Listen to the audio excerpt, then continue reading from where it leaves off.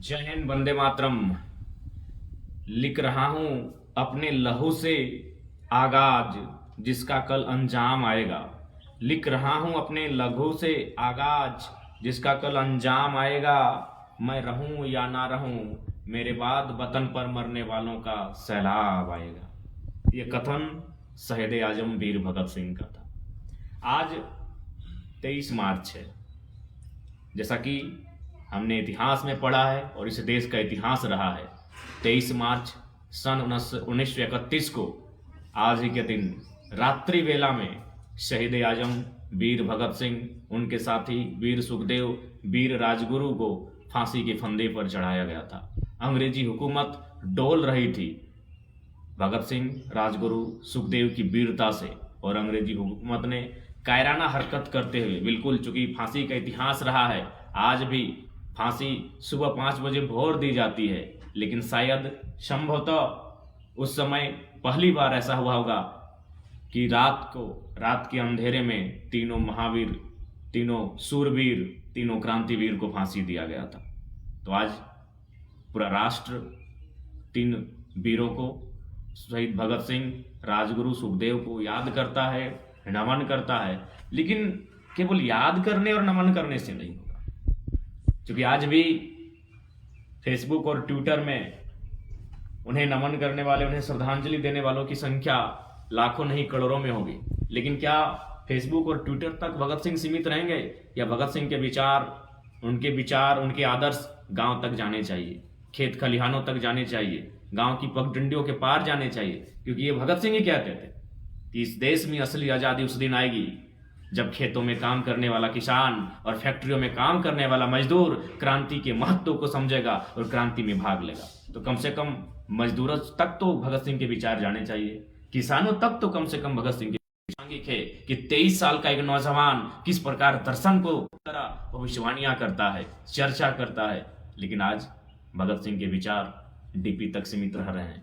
आज भगत सिंह की युवा पीढ़ी, क्योंकि भगत सिंह युवा थे, और भारतवर्ष के युवाओं से पूछा जाए आपके पसंदीदा फ्रीडम फाइटर कौन है, बिना किसी विवाद के पहला नाम भगत सिंह का आएगा। लेकिन केवल उन्हें फ्रीडम फाइटर हम ओपिनियन पोल में और वोटिंग में मानने से होगा, या फिर ग्राउंड में लेकर आना होगा? यदि ग्राउंड में लेकर आना होगा तो बताइए, आज के युवा इलेक्टोरल बॉन्ड पर चुप है, आज के युवा पे चुप है, आज के युवा भ्रष्टाचार। तो ये भगत सिंह का भारत नहीं था। यदि आप देश के प्रधानमंत्री को विचारों से सहमत हैं, जो युवा देश के प्रधानमंत्री, आज जो यशस्वी प्रधानमंत्री कहलाते हैं, उनके विचार से सहमत हैं, और भगत सिंह के विचार से, भगत सिंह और देश के प्रधानमंत्री के विचार में बिल्कुल, व्यक्ति इतना अमीर नहीं होना चाहिए, कोई व्यक्ति इतना अमीर ना हो कि वो किसी दूसरे व्यक्ति को खरीद सके, और कोई व्यक्ति इतना गरीब भी ना हो कि उसे अपने आप को बेचना पड़े। आज देश की हालात देखिए, आप तमाम आंकड़े देखिए, तमाम इंडेक्स को देखिए, तमाम बड़े बड़े नामी चैनलों को देखिए। बस इस भारत देश के जो कुछ मीडिया है उनको हटाकर जो नामी मीडिया है, इंटरनेशनल्स की मीडिया है, उनके मैगजीन्स को पढ़िए, इंटरनेट में पढ़िए, आज क्या व्यवस्था है। आज हंसते जंगल को पढ़िए, एक अडानी को खुश करने के लिए कई हजार दिया। तो ये भगत सिंह का भारत नहीं था। भगत सिंह गरीब भी ना हो कि अपने आप को बेचना पड़े। आज तो ये सामने है। आज 1% लोगों के पास में भारत देश की आधी संपत्ति, आधी सत्ता, आधा सब कुछ 1% आदमी के पास, बाकी 50% जो बचा है आधा, उसमें 99% लोग संघर्ष कर रहे हैं। और आप और हम युवा हम कह रहे हैं कि भगत सिंह हमारे आदर्श है। अगर हमारे आदर्श भगत सिंह है तो ऐसे प्रधानमंत्री, ऐसे नहीं, मैं एक का नाम नहीं, जो भी पूंजीवाद को समर्थन करते हैं, जो देश में महंगाई पर चुप हैं, युवाओं को सोचना होगा कि अगर भगत सिंह आदर्श हैं तो प्रधानमंत्री से सवाल करना होगा। ठीक है, प्रधानमंत्री को मानिए, लेकिन एक सवाल बनता है उनसे पलटकर कि आपको हमने सत्ता किस लिए दिया था? इंडिया पाकिस्तान के लिए, मंदिर मस्जिद के लिए, या फिर भगत सिंह के विचारों का भारत बनाने के लिए? भगत सिंह का विचार यानी अंतिम व्यक्ति तक, किसान तक, खेत खलिहान तक, गांव तक, वहां विकास की किरण पहुंचे, अंतिम व्यक्ति तक विकास की किरण पहुंचे। आज कहां है अंतिम व्यक्ति? उनका एक कोटेशन याद आता है कि यदि हम आजादी मान के चलिए, आजादी हम अंग्रेजों से छीन भी लिए, लेकिन वह आजादी अगर कुछ गोरों से छीनने के बाद भारत कहीं भूरों के हाथों में चला जाए तो क्या होगा फिर? ये भगत सिंह की चिंता आज 1931, आज है 2024, यानी लगभग चिंता किया था जो यशस्वी प्रधानमंत्री अडानी के हाथों में देश की पूंजी को धकेल रहे हैं, ये कल्पना भगत सिंह ने आज से 93 साल पहले ही किया था कि आजादी तो हम गोरों से छीन लेंगे, लेकिन भारत के ही मोटी तोंद वाले भूरों के हाथ में चली जाएगी। उनके कहने का मतलब है 10% अमीरों के हाथों में चली जाएगी। आज सामने है, आज सामने है।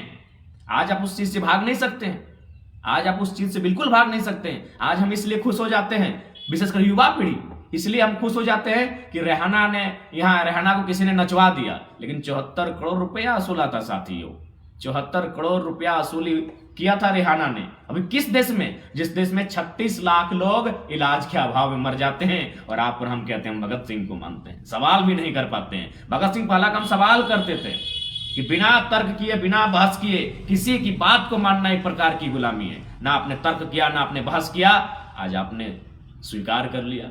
इसलिए मैं स्पष्ट कहूंगा, यदि जो आज वर्तमान परिस्थितियों में होने के बाद भी अगर देश के प्रधानमंत्री से सवाल किए बिना उनका समर्थन करते हैं, मैं ये नहीं कह रहा हूं समर्थन ना कीजिए, लेकिन सवाल किए बिना अगर आज देश के प्रधानमंत्री का लोग समर्थन करते हैं, वो भगत सिंह के विचारों के नहीं हो सकते हैं। क्योंकि भगत सिंह का विचार था कि कोई व्यक्ति इतना अमीर ना हो कि किसी आदमी को खरीद ले, और कोई इतना गरीब भी ना हो कि अपने आप को बेचना पड़े। आज मुल्क के हालात को देखिए, किसी के पास पैसा है तो अगला को अपने घर में बंधुआ मजदूर बना के रखा है, और किसी के पास पैसा नहीं है तो अपने आप को किसी अमीर के घर में जाके बंधुआ मजदूर बनाकर बैठा है, उसके घर में अपने आप को गुलाम की तरह जीवन यापन कर रहा है। ये परिस्थितियां और ये सच्चाई है भारत की। इसलिए आज भगत सिंह की वो सोच, उनकी विचार आज भी प्रासंगिक है। आज जो 93-94 साल पहले जो भगत सिंह ने चिंता जताई थी इस राष्ट्र को लेकर, वह चिंता आज सत्य साबित होती दिख रही है। आज किसानों की आत्महत्या, छात्रों की आत्महत्या, आज देश में बढ़ती हुई बेरोजगारी, देश में बढ़ती हुई भुखमरी कहीं ना कहीं भगत सिंह की उस चिंता को आज चरितार्थ कर रही है। इसलिए आज भगत सिंह के सपनों का भारत तभी साकार होगा जब समानता की बात होगी, समानता, सामाजिक न्याय की बात होगी। सामाजिक न्याय कहने का तात्पर्य है कि एक व्यक्ति के अरबपति होने से अच्छा है 100 लोग करोड़पति बने, उसे सामाजिक न्याय कहते हैं। जब इस प्रकार की विचारधारा स्थापित होगी, सामाजिक न्याय स्थापित होगा, तभी भगत सिंह के सपनों का भारत साकार होगा। नहीं तो भगत सिंह वही 23 मार्च को हमारे फेसबुक की डीपी में दिखेंगे, हमारे फेसबुक की पोस्ट में दिखेंगे, हमारे इंस्टाग्राम की स्टोरी में दिखेंगे, हमारे व्हाट्सएप की स्टोरी में भगत सिंह दिखेंगे 23 मार्च को।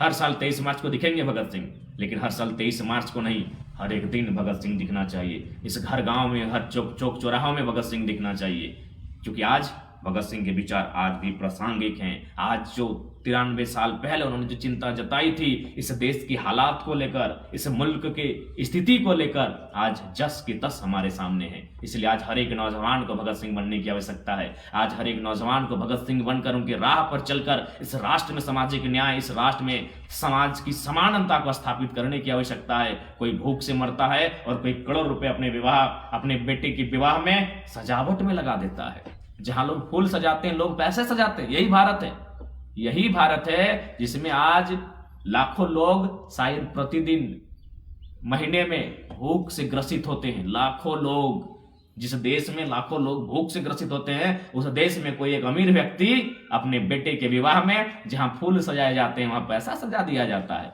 और हम भगत सिंह के भारत कहते हैं। ये भगत सिंह का भारत नहीं है। भगत सिंह का भारत सामाजिक न्याय पर आधारित है। भगत सिंह का भारत फैक्ट्री में काम करने वाले मजदूर की मुस्कान पर आधारित है। भगत सिंह का भारत खेतों पर काम करने वाले किसान के मुस्कान पर आधारित है। वो है भगत सिंह का भारत। इसलिए आज वास्तव में अगर भगत सिंह को मानते हैं तो भगत सिंह की विचारधाराओं को गांव तक लेकर जाना होगा। हर एक नौजवानों के रक्त में उबाल लाना होगा। वह उबाल सरकार को चुनौती दे सके, वह उबाल यहाँ जो भ्रष्टाचार फैला उस भ्रष्टाचार को चुनौती दे सके, तभी भगत सिंह के सपनों के आधार पर भारत का निर्माण होगा। और अंत में यही कहेंगे, आज जिस प्रकार से दुराचारियों का मनोबल बढ़ा है, अत्याचारियों का मनोबल बढ़ा है, पापियों का मनोबल बढ़ा है, और ऐसी परिस्थिति में हर कोई चाहता है कि भगत सिंह पुनः आए, भगत सिंह दोबारा आए, भगत सिंह फिर से वापस आए।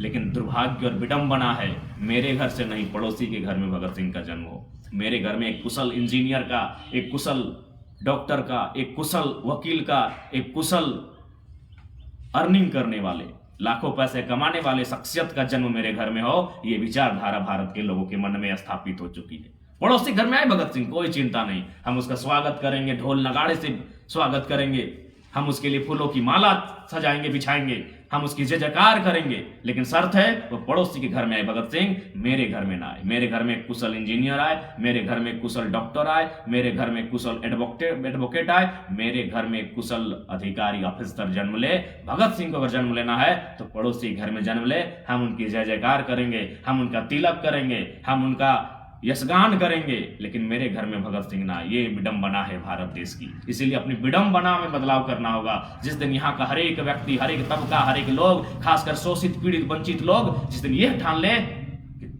पड़ोसी के घर से नहीं, मेरे घर से भगत सिंह पैदा हो और तमाम दुराचारी, अत्याचारियों के खिलाफ आंख से आंख मिलाकर तनकर खड़ा हो जाए, उस दिन इस भारत में बदलाव होगा। जिस दिन यहाँ के लोग हर एक घर में भगत सिंह देखना पसंद करेंगे, खुद के घर में भगत सिंह को देखना पसंद करेंगे, उस दिन भारत की तस्वीर बदलेगी। ऐसे में भारत की तस्वीर नहीं बदलेगी। आज आप देख सकते हैं, जिस देश में भुखमरी हो, जिस देश में लोग इलाज के बाद मर जाते हैं और कोई 74 करोड़ में नाच के चली जाती है, ये भारत की तस्वीर है, ये भगत सिंह के भारत की तस्वीर है। ये नहीं हो सकती है भगत सिंह के भारत की तस्वीर। इसलिए है नौजवानों, अगर भगत सिंह को मानते हो तो अपने कर्म पर विश्वास करना होगा।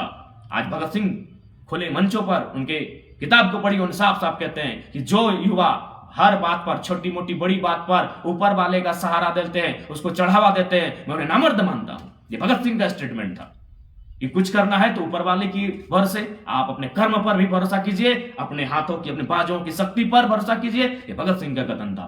तो भगत सिंह के सपनों का भारत ऐसा नहीं होना चाहिए कि कोई 74 करोड़ 5 मिनट के डांस में कमाकर चली जाए। भगत सिंह के सपनों का भारत ऐसा होना चाहिए कि किसी को मृत्यु भूख से ना हो, किसी की मृत्यु दुख से ना हो, किसी की मृत्यु इलाज के अभाव में ना हो, किसी की मृत्यु बेरोजगारी से तंग आकर ना हो, किसी की मृत्यु फसल के बर्बाद हो जाने से ना हो। ऐसा हो भगत सिंह के भारत, ऐसा हो भगत सिंह के सपनों का भारत। तभी हम कहेंगे हाँ, ये भगत सिंह के सपनों का भारत है। तो कहाँ खोजेंगे हम भगत सिंह को? ये तो भगत सिंह नहीं है। अडानी के महल में भगत सिंह नहीं मिलेंगे, अंबानी के बेटे की शादी में भगत सिंह नहीं मिलेंगे। भगत सिंह इन पहाड़ों में मिलेंगे, भगत सिंह गांवों में मिलेंगे, भगत सिंह किसान, जो खेतों में काम करने वाले किसान है, उसकी मुस्कान में भगत सिंह मिलेंगे। मुझे नहीं मिलते हैं भगत सिंह आज इस देश में, नहीं मिलेंगे। आज घूम के आइए, खोज के आइए, पग पग छान मारिए, कहीं नहीं भगत सिंह दिखेंगे। मिल ही नहीं रहे भगत सिंह, क्योंकि भगत सिंह की भारत है ही नहीं। कैसे मिलेंगे भगत सिंह?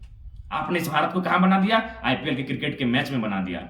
करोड़ों के सट्टे में अपने भारत को खोज रहे हैं, तो भगत सिंह वहां नहीं मिलेंगे।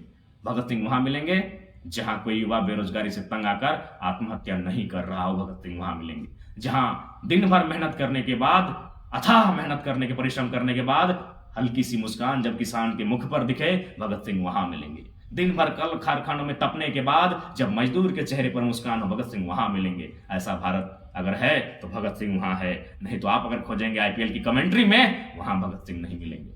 आप खोजेंगे इन बड़ी बड़े महंगे महंगे लोगों के बीच भगत सिंह को, वो नहीं मिलेंगे। क्योंकि उन्होंने साफ कहा था कि आजादी हम गोरों से तो ले आएंगे, लेकिन गोरों से अगर ले भी आएंगे तो क्या फायदा होगा अगर आजादी भूरों के हाथ में चली जाए। आज भूरों के हाथ में आजादी है। भूरों का मतलब भारत के रईस लोग, भारत के अमीर लोग, भारत के पूंजीपति लोग, भारत के कॉर्पोरेट लोग, भारत के बिल्डर लोग, भारत के उद्योगपति लोग, इलेक्ट्रल बॉन्ड। और उसके बाद भी आप चुप बैठे और कहेंगे हम भगत सिंह को मानते हैं। इसलिए भगत सिंह के सपनों का भारत अभी कोसों दूर है। उस भारत को युवाओं को लेकर जाना होगा, और तभी जब युवा खुद को भगत सिंह माने। आज युवा अपने आप को कमाऊ इंसान बनाना चाहता है, भगत सिंह तो विडंबना रह गया है। इसलिए आज भारत की तस्वीर तभी बदलेगी, भगत सिंह के सपनों का भारत तभी बनेगा जब हर एक युवा के भीतर भगत सिंह जैसा शेर दिल इंसान होगा। इसलिए आज भगत सिंह के शहादत दिवस पर, राजगुरु के शहादत दिवस पर, सुखदेव के शहादत दिवस पर उन तीनों वीरों को नमन करते हुए, वंदन करते हुए, और वो गीत बचपन से सुनते आए हैं कि वतन वालों वतन न बेच देना, ये धरती ये चमन न बेच देना, शहीदों ने जान दी है वतन के वास्ते, शहीदों के कफन बेच न देना, वतन वालों वतन न बेच देना। तमाम तीनों को वंदन करते हुए, नमन करते हुए, इस मिट्टी, इस यशस्वी मिट्टी को नमन करते हुए, जिस मिट्टी में ऐसे वीरों का जन्म हुआ है, जय हिंद, वंदे मातरम। शहीद आजम वीर भगत सिंह अमर रहे, राजगुरु अमर रहे, शहीद आजम वीर भगत सिंह के तमाम साथी अमर रहे, राजगुरु सुखदेव अमर रहे।